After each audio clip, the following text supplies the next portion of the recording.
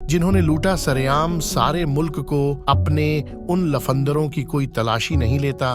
गरीब लहरों पर बिठाए जाते हैं पहरे, समुद्रों की कोई तलाशी नहीं लेता। मित्रों, ज्ञानवापी प्रकरण में हाई कोर्ट ने हिंदुओं के पक्ष में फैसला दिया है और मुस्लिम पक्ष को कोई राहत नहीं।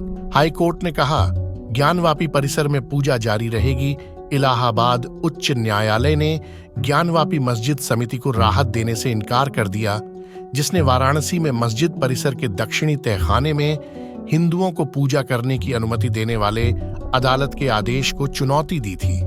इलाहाबाद उच्च न्यायालय ने शुक्रवार को अंजुमन इंतजामिया मस्जिद समिति को राहत देने से इनकार कर दिया, जिसने वाराणसी अदालत के आदेश के खिलाफ याचिका दायर की थी, जिसने हिंदू भक्तों को ज्ञानवापी मस्जिद परिसर के सीलबंद तहखाने के अंदर पूजा करने की अनुमति दी थी।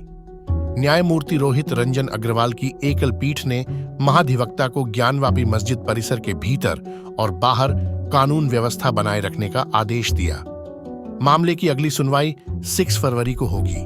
इससे पहले मस्जिद समिति ने जिला न्यायाधीश के उस आदेश को चुनौती देते हुए सुप्रीम कोर्ट का दरवाजा खटखटाया था, जिसमें ज्ञानवापी मस्जिद के दक्षिणी तहखाने में पूजा आयोजित करने की अनुमति दी गई थी। हालांकि मस्जिद समिति को इसके बजाय इलाहाबाद उच्च न्यायालय का दरवाजा खटखटाने के लिए कहा गया था।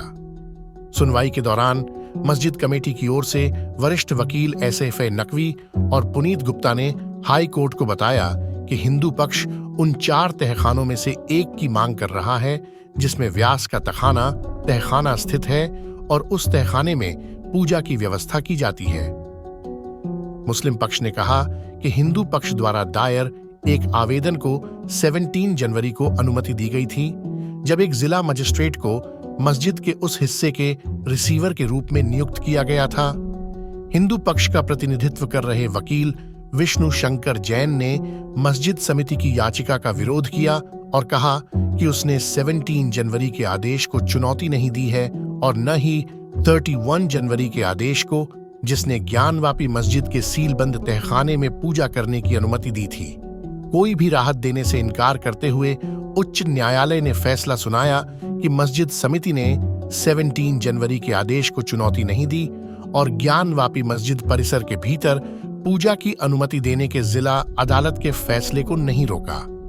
उच्च न्यायालय का फैसला 4 महिला याचिकाकर्ताओं द्वारा मस्जिद के सीलबंद हिस्से की खुदाई और सर्वेक्षण की मांग को लेकर सुप्रीम कोर्ट में याचिका दायर करने के कुछ दिनों बाद आया है। हिंदू पक्ष के अनुसार भारतीय पुरातत्व सर्वेक्षण ESI की रिपोर्ट से पता चला है कि ज्ञानवापी मस्जिद के निर्माण से पहले एक बड़ा हिंदू मंदिर मौजूद था, जिसके बाद शीर्ष अदालत में याचिका दायर की गई थी।